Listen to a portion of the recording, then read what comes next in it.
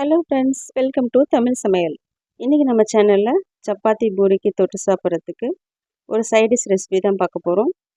இந்த குடைமிளகாய் கிரேவி நம்ம தோசைக்குமே தொட்டு சாப்பிட்லாம், ரொம்பவே நல்லாயிருக்கும். இப்போ இந்த ரெசிபி எப்படி செய்கிறதுன்னு பார்க்க ஆரம்பிச்சிடலாம். இந்த ரெசிபி பண்ணுறதுக்கு ஒரு ஃப்ரெஷ்ஷான மசாலா பவுடர் ரெடி பண்ணிக்கலாம்.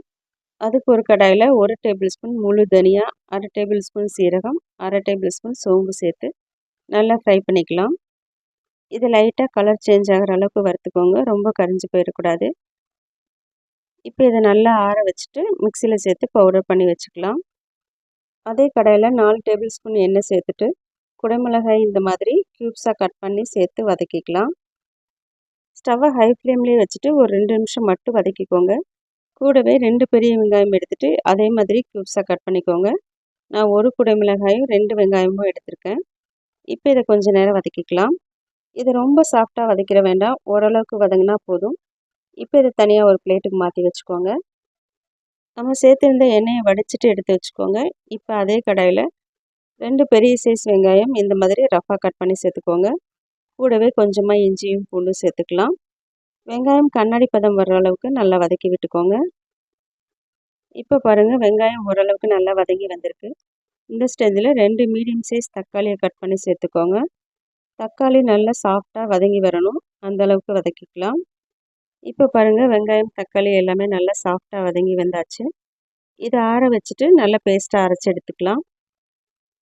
இப்போ கிரேவி செய்கிறதுக்கு ஒரு கடாயில் 2 டேபிள் ஸ்பூன் எண்ணெய் சேர்த்து சூடு பண்ணிக்கோங்க.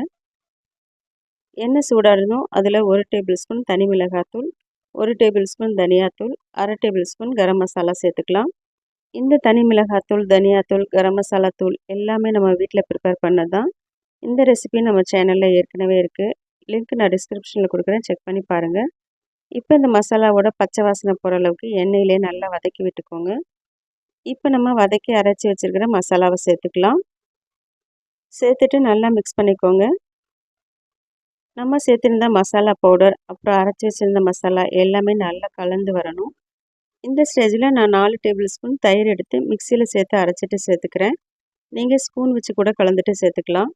நம்ம தயிர் சேர்த்து செய்யும்போது நல்ல க்ரீமியான டெக்ஸ்சர் கிடைக்கும் கிரேவிக்கு. இதை நல்லா மிக்ஸ் பண்ணிவிட்டு மூடி போட்டு மூடி 5 நிமிஷம் வேக வச்சுக்கலாம். ஸ்டவ் இப்போ லோ ஃப்ளேமில் வச்சு வேக வச்சுக்கோங்க. 5 நிமிஷத்துக்கு அப்புறம் ஓப்பன் பண்ணி பார்க்கலாம். இப்போ பாருங்கள், நல்லா எண்ணெய் பிரிஞ்சு வெந்து வந்திருக்கு. இதை நல்லா மிக்ஸ் பண்ணிவிட்டு தேவையான அளவு தண்ணி சேர்த்துக்கலாம். நான் மிக்ஸி ஜாரில் தண்ணி சேர்த்து அலசிட்டு சேர்த்துக்கிறேன். இந்த கிரேவி கொஞ்சம் திக்காக தான் இருக்கணும், அதனால் தண்ணி கம்மியாகவே சேர்த்துக்கோங்க. இது 2 நிமிஷத்துக்கு நல்லா வேக வச்சுக்கோங்க. இப்போ பாருங்கள், நல்லா கொதிக்க ஆரம்பிச்சிருச்சு. இந்த ஸ்டேஜில் நம்ம வதக்கி வச்சுருந்த குடைமிளகாய், வெங்காயம் சேர்த்துக்கலாம். கிரேவியோட நல்லா மிக்ஸ் பண்ணிக்கோங்க. தேவையான அளவு உப்பு சேர்த்துக்கலாம். நான் 1/2 டேபிள் ஸ்பூன் உப்பு சேர்த்துக்கிறேன். இந்த ஸ்டேஜில் நம்ம மசாலா பவுடர் சேர்த்துக்கலாம். நம்ம கொத்தமல்லி, சீரகம், சோம்பு எல்லாம் அரைச்சி வச்சுருந்தோம்ல, இந்த பவுடர் சேர்க்கும்போது நல்ல வாசனையாக இருக்கும். இதை ஒரு தடவை நல்லா கலந்து விட்டுட்டு நம்ம இப்போ மூடி போட்டு 5 நிமிஷம் வேக வச்சுக்கலாம். ஸ்டவ் இப்போ லோ ஃப்ளேமில் இருக்கட்டும். 5 நிமிஷத்துக்கு அப்புறம் ஓப்பன் பண்ணி பார்க்கலாம். பாருங்கள், எவ்வளோ நல்லா எண்ணெய் பிரிஞ்சு வெந்து வந்திருக்கு. இப்போ இதில் கஸ்தூரி மெத்தி சேர்த்துக்கலாம். இது இல்லைன்னா கொஞ்சமாக கொத்தமல்லி இலைகள் சேர்த்துக்கோங்க. ரொம்ப ரொம்ப சூப்பரான குடைமிளகாய் கிரேவி ரெடி ஆயிடுச்சு. இது சப்பாத்தி பூரியோட தொட்டு சாப்பிட்றதுக்கு ரொம்ப ரொம்ப நல்லாயிருக்கும். ஈவன் நீங்கள் சாதத்து கூட வச்சு கூட சாப்பிட்லாம். நான் இன்றைக்கி சப்பாத்தி கூட வச்சு சர்வ் பண்ணுறேன். நீங்களும் இதே மாதிரி அளவுகளோட இந்த குடைமிளகாய் கிரேவி செஞ்சு பாருங்கள். செஞ்சு பார்த்துட்டு டேஸ்ட் எப்படி இருக்குதுன்னு மறக்காமல் கமெண்ட்டில் சொல்லுங்கள்.